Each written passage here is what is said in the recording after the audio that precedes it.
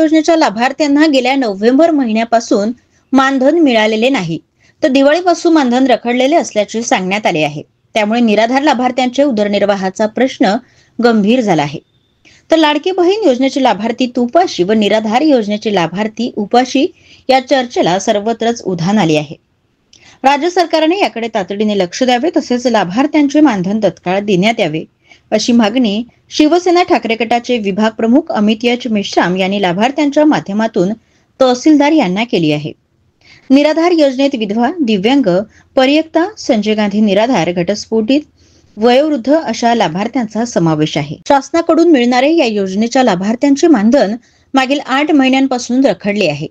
लाभार्थी मानधनाच्या प्रतीक्षेत आहे. लाडकी बहीण योजनेच्या लाभार्थ्यांना योजना सुरू झाल्यापासून तातडीने दर महिन्याला मानधन दिले जाते, परंतु निराधार योजनेच्या लाभार्थ्यांना मानधनाअभावी शासनाने अडचणीत आणली आहे.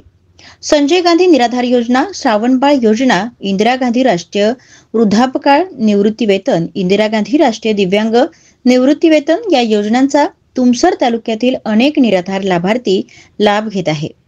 त्यांना 8 महिन्यांपासून मानधन मिळाले नाही. अशा लाभार्थ्यांनी काय करावे, कसे जीवन जगावे, कशा प्रकारे आपल्या औषधांची सोय करावी, असे अनेक प्रश्न त्यांच्या समोर उभे ठाकले आहेत.